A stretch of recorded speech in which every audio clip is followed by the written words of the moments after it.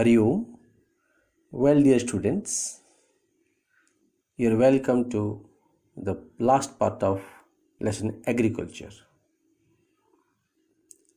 Agricultural development is a prerequisite for our national advancement or prosperity. It ensures food security for the millions of demanded people and produces essential raw materials for our modern industries. Remember, agriculture and industry both are always directly or indirectly depend on each other. Now let's see the problems of our Indian agriculture that we face, which are our challengeable topics. Our farmers are using land constantly without technology or institution. The problems like facing stiff competition with the farmers of other countries. Our farmers are depending upon erratic monsoon, which is uncertain, irregular, and uneven in nature.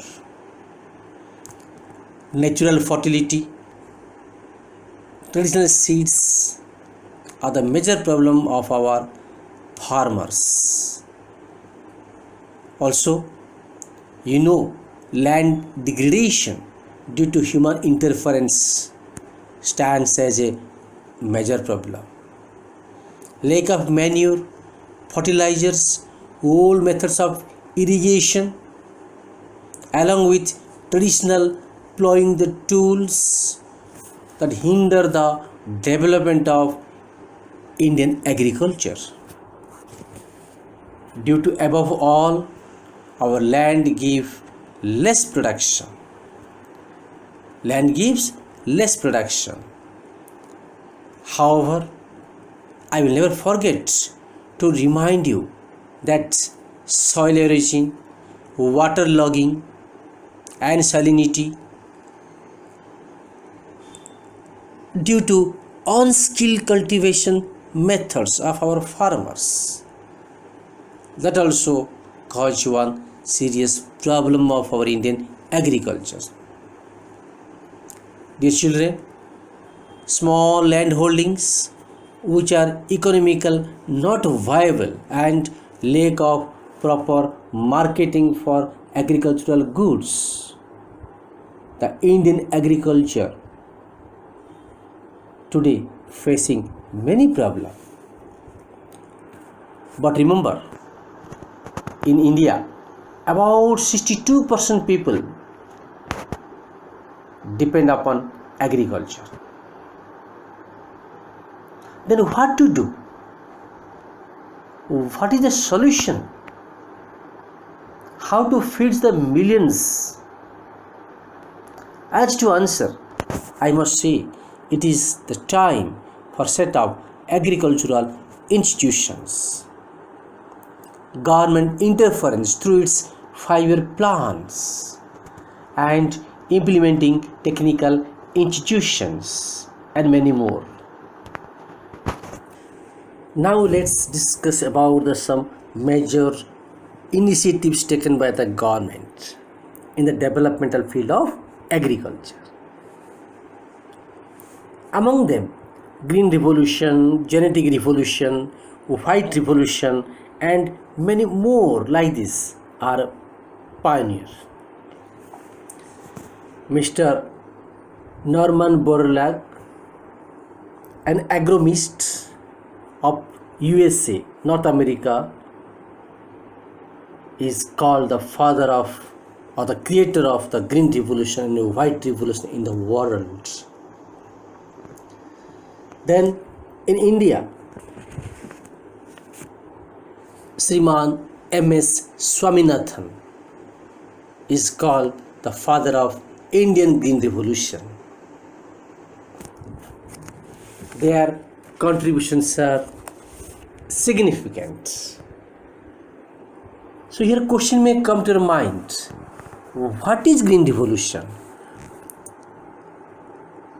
It's a package technology which is initiated by the government to increase food production in Indian agriculture by introducing HYV seeds, use of pesticides, fertilizer, and modern means of agricultural technology. Still, my dear students, it is faced by many controversies regarding its possibilities in each and every part of our nation. The genetically managed crops can produce more in drought prone areas but not suitable to small and poor farmers of India. Its cost factor is more for them. Here I will highlight on white revolution, which is the field of increasing milk production. Here also credit is going to Norman Borlaug as the founder of this revolution. Also remember Blue Revolution, whose creators are Mr. Hiralal and Dr. Arun. They gave more contribution in the field of aquatic animals, which is called Blue Revolution. Dear students, see this map of India. Here it has been highlighted the northwestern states, Punjab, Haryana, Delhi Union Territory, Chandigarh Union Territory, and western part of Uttar Pradesh as the first states to implement package of Green Revolution in 1960s 70s. Now, dear students, our government has taken many steps to improve the agricultural science since 1960s. Among them, collectivization is one. It means consolidation of small and scattered land holdings to a larger farmlands. Abolition of Jamindari system after independence. Providing personal accident insurance scheme, that is PAIS, to the farmers. These are also major initiatives taken by our government for the improvement of agriculture. Our government now introduced special weather bulletins and agricultural programs for farmers, provided Kisan Credit Cards KCC, and also announced minimum support price MSP for important crops to the farmers. Now our farmers are getting more benefit by all these initiatives taken by the government. Dear children, here don't forget to remember the Indian government through its 5-year plans established ICAR, Indian Council for Agriculture and Research centers in various parts. Even if in Odisha, at Vidyadharpur near Cuttack, established CRRI, Central Rice Research Institute, for improving the varieties and standard of rice crop. Also, the government established many agricultural universities, animal breeding centers in different parts of the country. Now the farmers also getting subsidy on purchasing seeds, fertilizers, and electric power for maintaining their fields. In order to provide loan at reasonable rate to farmers, government established Grameen banks, cooperative banks, and many more. Indian government also put provisions for crop insurance against droughts, floods, cyclone, diseases to the crops, and for fire. However, to ensure food availability to all, the government made National Food Security System, which is of two types, namely buffer stock, means for reserving or storing food or crop or seed to use in offset of the price or in need time, and PDS, through which the food, grains and essential commodities are provided to BPL people at subsidized price. Remember, here the FCI, Food Corporation of India, is only responsible for procuring and stocking food grains for proper utilize of agricultural production. After independence, Acharya Vinoba Bhave, a freedom fighter, a reformer, generated one land reform movement through Government of India, which is called Bhudan or Gramdan or Bloodless Revolution. Here, in 1951, by his motivational speech, Mr. Ramchandra Reddy,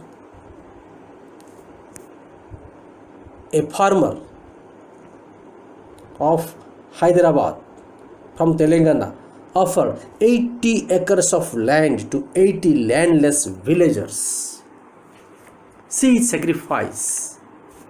We will see the impact of globalization of agriculture in Indian economy. It is the process through which the whole world is interconnected as a result of increased trade and cultural exchange. It means the growth in interdependence and increased link between government, companies and community. Globalization promote access to resources not available locally. It also can open local markets. In order to stand in the global competition, India has to use its vast potential of agriculture in a systematic and planned manner. Now, to make you aware, I can say the most essential measure to improve, to compete with the global market is to produce high value crops. Dear children, what is it? It is, some economists are of the view that Indian farmers must diversify their cropping pattern by switching over to the cultivation of high value crops like vegetables, fruits, medicinal herbs, flowers, etc. These crops require less irrigation and give high yields. This would increase the incomes of farmers and reduce environmental degradation. Land is limited, but the population that depends on it is ever increasing. Hence, the country must utilize this land for yielding value crops that would bring prosperity rather than to grow cereals which would give limited profits. However, If land is utilized to grow high value crops instead of cereals, India would have to import food and export high value commodities, isn't it? This should be similar to the economies like Italy, Israel, and Chile. At this point, Indian agriculture seems to be at a crossroads. Are we ready and equipped for this change? It's a great question. Well, my dear children, now as a course of study, the lesson is completed. Now let's move to recapitulation of this lesson. What you have learned. What is the main focus of the first 5-year plan? All of you know the answer. About land reform. Focus was on land reform. Similarly, steps taken by the government to increase the productivity of agriculture. What steps is taken by the government? Many points I told you. That in 1960s and 1970s, many reforms started. Green revolution, white revolution, blue revolution, etc. Provision for crop insurance against drought, flood, as I told you. Establishment of Grameen banks, cooperative banks, that also you can add. Kisan credit card, PAIS personal accident insurance scheme, that also you can add in this answer. Special weather bulletins and agricultural programs for farmers, that also you can add. Government announces MSP, minimum support price. Procurement prices for important crops like which will help the farmers from the middlemen.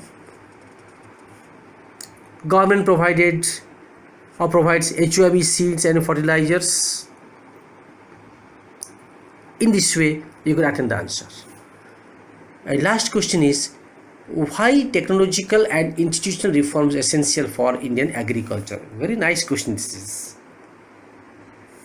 For sustained use of land without compatible techno-institutional changes, Indian agriculture have hindered a lot. In spite of development of sources of irrigation, most of the farmers in large parts of the country still depend upon monsoon and natural fertility in order to carry on their agriculture. Agriculture, which provides livelihood for more than 62% of the people, needs some serious technical and institutional reforms. The laws of land reforms were enacted, but the laws of the implementation was lacking for lukewarm. The government initiated green revolution, no doubt, white revolution, but this led to the concentration of development in a few selected areas that I have seen in the map. Collectivization, consolidation of land holdings, cooperation and abolition of zamindari, etc. were given priority to bring about institutional reforms in the country after independence. My dear students, in this you can add the answers, you can attend the answers. Dear children, let's proceed to a map skill test. On an outline map of political map of India, locate tea producing state in Northeast India. Answer is Assam. Rubber producing state of South, that is Kerala. Leading maize producing state of North is UP. Sugarcane producing state of Deccan, Maharashtra. Coffee producing state of South, Karnataka. Cotton producing state of North, Punjab. And jute producing state is West Bengal.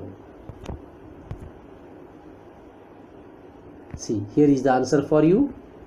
Assam, number 1 is Assam. Kerala for rubber. Then number 3 is UP for maize. 4 is Maharashtra for sugarcane. 5 Karnataka for your coffee. And 6 is Punjab. And 7 is West Bengal for jute cultivation. Dear children, now that part of the lesson is completed. Many thanks. Wait for next class.